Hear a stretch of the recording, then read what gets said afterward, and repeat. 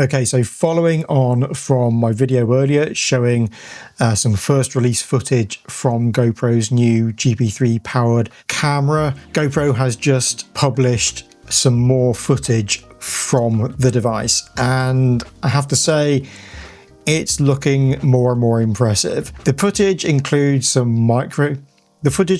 macro shots of a human eye and some fire and close-ups of some tree leaves and that kind of thing. But it's all very, very cinematic. And interestingly, it ends on a shot of the moon. Now, the tagline that the company's used for this is "Find your focus." I think it's pretty safe to say that this camera most definitely has some sort of focus system on it.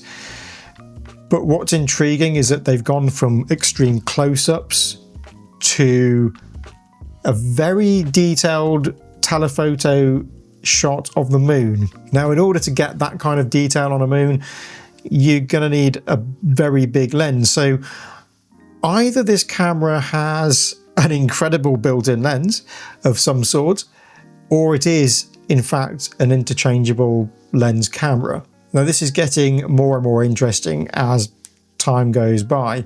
As people who have watched my previous video on the subject know, I did speculate that perhaps this camera might be something like the Sony RX0. I think this is most definitely not the case. So the question for me, is this going to be a cinema camera in the traditional sense? You know, we know that it's a cinema camera. GoPro has said as much in its previous press release when they announced the GP3 officially. But is it going to be a cinema camera in the traditional sense? Or is it going to add something extra? For example, is it still going to be fully weatherproof? You know, is this going to be a camera we can get truly cinematic shots with, where we don't have to worry about the weather conditions? We can take it diving still. So I'm thinking about the Olympus Tough series of cameras. You know, those cameras didn't have very good image quality at all. If GoPro could take that kind of concept and have a built-in zoom lens, but with a large sensor and the ability to be able to withstand the elements, that could really be something. Or is it much more of a traditional cinema camera, similar to something that maybe Blackmagic Design might do? It's going to be incredibly interesting to see how this develops and to see, you know, what the size of the camera is and whether it does have interchangeable lenses or whether it is still an all-in-one tough camera system. So as per the footage earlier, this does raise more questions than it gives answers, but it is very, very interesting to say the least. So anyway, this is another quick update just to keep you abreast of the situation.